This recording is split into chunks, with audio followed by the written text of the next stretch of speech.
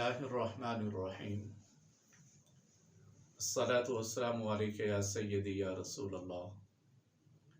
व अला आलिका व अस्हाबिका या हबीब अल्लाह। मोहतरम सामीन इकराम, सूरह यूसुफ के हवाला से गुफ्तगू चल रही है। कुछ मुद्दत के बाद यानी कुछ देर के बाद दोबारा फिर आज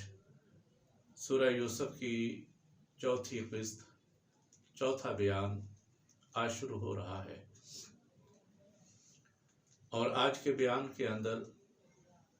जब अल्लाह का नबी यूसुफ अलैहिस्सलाम तख्ते शाही के ऊपर बैठता है,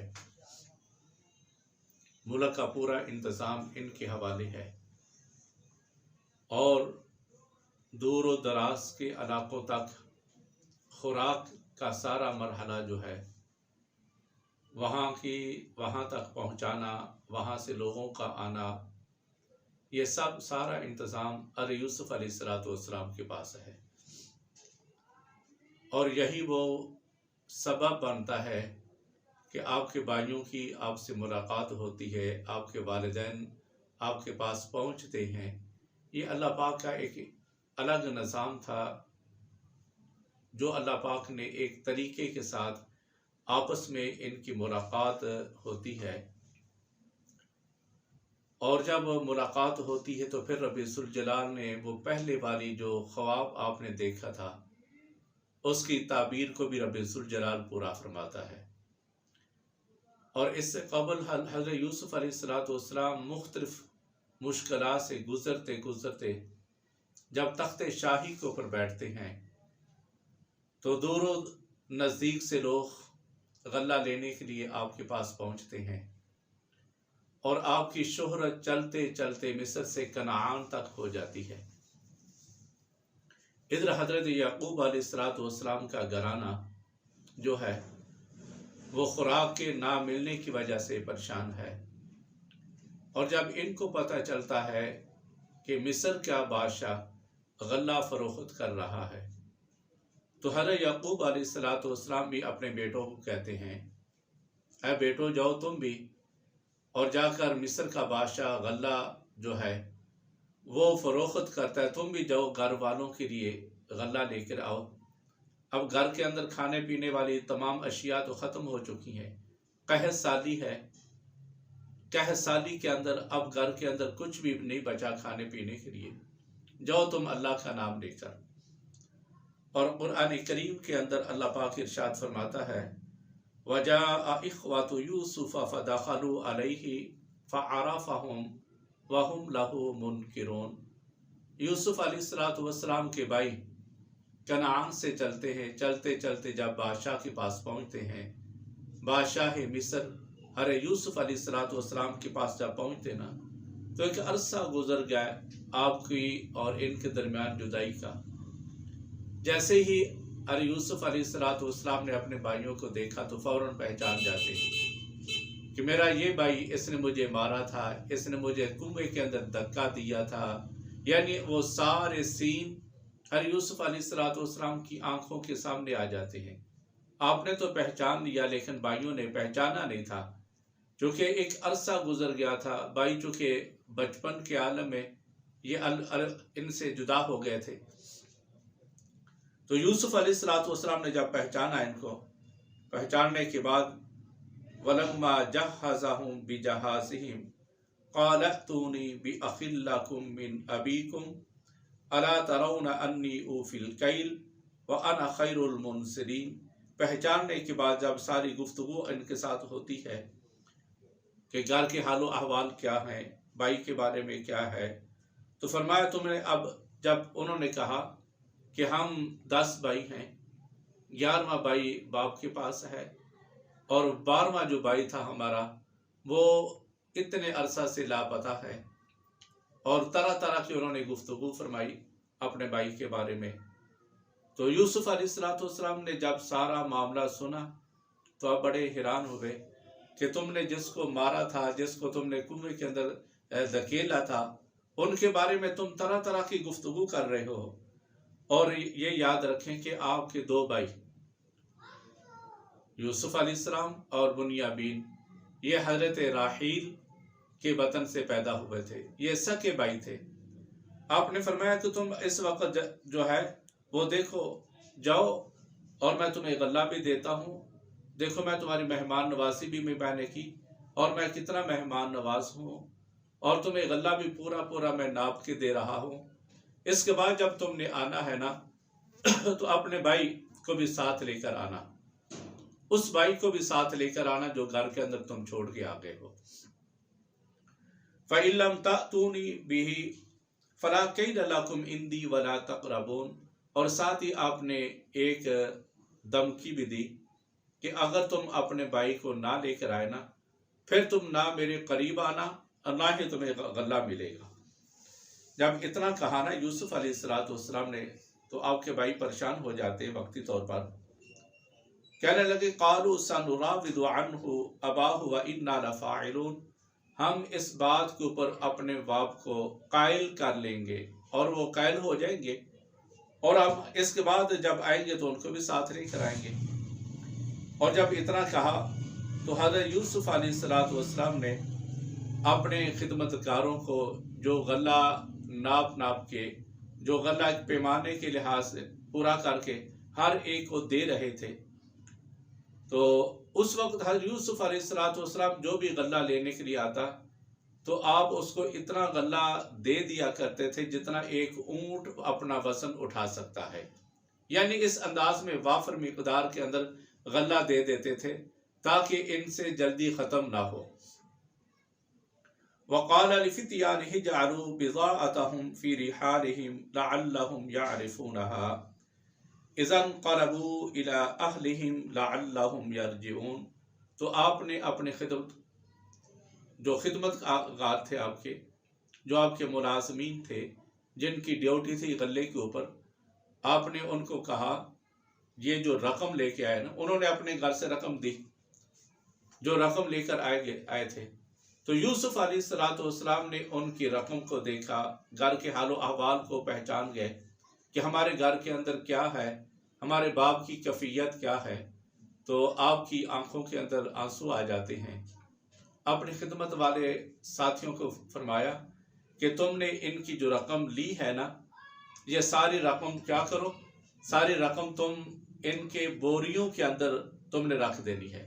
یعنی جو رقم لے کر آئے تھے ایک تھیلی کے اندر، آپ نے فرمایا ان کی رقم، ان کی جو تھیلی ہے نا، تھیلی کے اندر جو رقم ہے وہ اسی انداز میں ان کی بوریوں کے اندر رکھ دو تاکہ جب یہ گھر جائیں تو گھر جا کر کھولیں گے تو اپنی پیسوں کی پہچان لیں گے۔ تو مقصد یہ تھا کہ ہمارے گھر کے اندر، ہمارے گھر کے حالات جو ہے وہ ٹھیک نہیں، غربت ہے اور اسی انداز میں ہمارا باپ بوڑھا ہے، تو آپ نے اپنے بھائیوں سے پیسہ لینا بھی گوارا نہ کیا، بلکہ اپنی طرف سے جو پیسے لیے تھے وہ واپس ان کی بوریوں کے اندر رکھ دیے۔ فلما رجعوا الى ابيهم قالوا يا ابانا منع منا الكيل، ادھر سے یہ قافلہ مصر سے چل کے کنعان کے اندر جب پہنچتا ہے تو اپنے گھروں کے اندر جاتا ہے، تو یوسف علیہ السلام کے بھائی بادشاہ کی بہت تعریف کرتے ہیں، اور جو انہوں نے مہمان رکھا، مہمان کے بارے میں بھی بہت تعریف کی، وہ بہت زیادہ اچھے مہمان نواز ہیں، انہوں نے ہمیں کھانا وغیرہ بھی اچھا کھلایا اور ہمیں بڑی عزت کے ساتھ یعنی عزت کے ساتھ ہمیں رکھا، اور یہ دیکھو ہمیں یہ کتنا انہوں نے غلہ دے دیا ہے۔ اور ساتھ ہی فرمایا کہ اس کے بعد اس بادشاہ نے ایک شک رکھ دی ہے کہ تم نے اپنے بھائی کو لے کر آنا ہے، اگر نہیں لے کر آؤ گے تو پھر جو ہے وہ تمہیں غلہ نہیں ملے گا۔ اور جب یہ قافلہ آتا ہے، گھر کے اندر آتا ہے، تو گھر کے اندر آ کر بوریوں کو کھولا تو وہاں سے پیسے بھی سارے برآمد ہو جاتے ہیں، سارے نکل آتے ہیں، تو کہنے لگے دیکھو ذرا اے ابا جان، اس بادشاہ نے ہمیں غلہ بھی دے دیا اور جو پیسے تھے وہ بھی ہمارے واپس لوٹا دیے، تو آپ ایسا کرنا کہ اس کے بعد ہمارے ساتھ ہمارے بھائی کو بھی روانہ کرنا۔ قال هل آمنكم عليه إلا كما أمنتكم أخيه من قبل فالله خير حافظا وهو أرحم الراحمين، آپ نے فرمایا کہ میں تمہیں کیسے بھیجوں، میں تمہیں بیٹے کو کیسے ساتھ بھیج سکتا ہوں؟ اس سے پہلے بھی تو میں نے ایک بیٹا بھیجا تھا، اور جو اس کے ساتھ معاملہ ہوا وہ اللہ بہتر جانتا ہے، لیکن اب میں فاللہ خیر حافظہ، اللہ جو ہے وہ بہتر سارا نظام چلانے والا ہے، وہ بہتر حفاظت کرنے والا ہے۔ وَلَمَّا فَتَحُوا مَتَاعَهُمْ وَجَدُوا بِضَاعَتَهُمْ رُدَّتْ إِلَيْهِمْ قَالُوا يَا أَبَانَا مَا نَبْغِي هَٰذِهِ بِضَاعَتُنَا رُدَّتْ إِلَيْنَا وَنَمِيرُ أَهْلَنَا وَنَحْفَظُ أَخَانَا وَنَزْدَادُ كَيْلَ بَعِيدٍ ذَلِكَ كَيْلٌ يَسِيرٌ۔ اور جب وہ سامان کھولتے ہیں تو دیکھا کہ سارا پیسہ بھی واپس آ گیا ہے۔ سارا پیسہ جب واپس آیا ہوا ہے تو حضرت یوسف علیہ السلام کے بارے میں ساری گفتگو ہوئی، وہ بادشاہ ایسا تھا، بادشاہ ایسا تھا، اس نے ہمارے ساتھ یہ سلوک کیا، یہ سلوک کیا۔ تو حضرت یوسف علیہ السلام کے بارے میں یعنی کہ بادشاہ بتایا گیا تھا، بادشاہ تھا۔ تو یعقوب علیہ السلام فرماتے ہیں قال لن ارسلہ معکم حتی تؤتونی موثقا من اللہ لا تأتوننی به الا ان یحاط بکم فلما آتوہ موثقہم قال اللہ علی ما نقول وکیل۔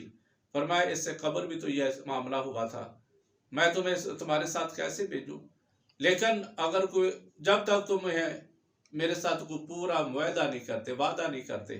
ہاں اگر کوئی تقدیر آ جائے تو اس کے بارے میں تمہیں میں کچھ کہہ نہیں سکتا ہے گا، تو میرے ساتھ پورا وعدہ کرو۔ جب وعدہ کیا تو وعدہ کرنے کے بعد فرمایا انشاءاللہ ہم اپنے بھائی کی بھی حفاظت کریں گے اور صحیح سلامت سے واپس آئیں گے۔ تو اس وقت حضرت یعقوب علیہ السلام اپنے بیٹوں کو ایک وصیت کرتے ہیں، نصیحت کرتے ہیں۔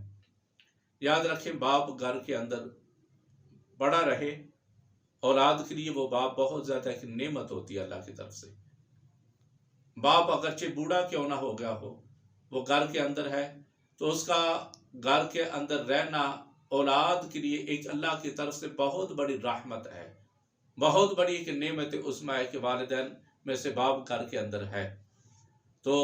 باپ اپنی اولاد کو اچھی باتوں کی نصیحت کرتا رہے، وصیت کرتا رہے، یہ یعقوب علیہ السلام کی سنت مطہرہ ہے۔ یعقوب علیہ السلام فرماتے ہیں وَقَالَ يَا بُنَيَّ لَا تَدْخُلُوا مِن بَابٍ وَاحِدٍ وَادْخُلُوا مِنْ أَبْوَابٍ مُتَفَرِّقَةٍ۔ فرماتے ہیں اے میرے بیٹو، جب تم مصر کے اندر جاؤ، جب تم بادشاہ کے پاس پہنچو تو اس وقت کیا کرنا ہے؟ تم نے ایک دروازے سے داخل نہیں ہونا، بلکہ الگ الگ دروازوں سے تم نے داخل ہونا ہے۔ مقصد کیا تھا؟ یعقوب علیہ السلام کے بیٹے جوان، حسن و جمال والے، طاقت والے، طاقت بھی تھی، جوان بھی ہیں، حسن و جمال والے بھی ہیں۔ تو مقصد یہ تھا کہ میرے بیٹوں کو کہیں نظر نہ لگ جائے یا کوئی اور ایسا کسی آفت کے اندر مبتلا نہ ہو جائے۔ اس لیے حضرت یعقوب علیہ السلام نے وصیت کی اے بیٹو، جب تم نے بادشاہ کے پاس یعنی مصر کے اندر داخل ہونا ہے نا، تو اس وقت تم نے لا تدخلوا من باب واحد وادخلوا من ابواب متفرقہ، ایک دروازہ سے نہیں جانا بلکہ الگ الگ مختلف دروازوں سے تم نے داخل ہونا ہے۔ وما اغنی عنکم من اللہ من شیء ان الحکم الا للہ، جو تمہیں کوئی مصیبت آئے، جو کچھ معاملہ ہوئے، وہ ان کے لیے الحکم اللہ کا ہی چلتا ہے، اللہ کا ہی حکم ہوگا۔ ان الحکم الا للہ علیہ توکلت وعلیہ فلیتوکل المتوکلون، اور ہر ایک کو اللہ کی ذات کے اوپر ہی بھروسہ کرنا چاہیے۔ اور اللہ کے اوپر جب بندہ بھروسہ کرتا ہے تو اللہ بندے کے اوپر کرم ہی فرماتا رہتا ہے۔ کوئی بھی معاملات ہو جائے اللہ کی ذات کے اوپر بھروسہ کرنا چاہیے۔ آج کل ہم اللہ کی ذات کے اوپر بھروسہ نہیں کرتے، اور جو بندہ اللہ کی ذات کے اوپر توکل کر لیتا ہے نا، تو توکل جب بندہ اللہ کی ذات کے اوپر کرتا ہے تو یقیناً اللہ تبارک و تعالیٰ توکل کی وجہ سے یعنی اللہ کی ذات کے اوپر بھروسہ کرنے کی وجہ سے اللہ کی مدد شامل حال ہو جاتی ہے۔ تو اس وقت اللہ کے پیغمبر نے اتنا کہا تھا کہ ایک دروازہ سے نہیں جانا بلکہ الگ الگ دروازے سے جانا ہے۔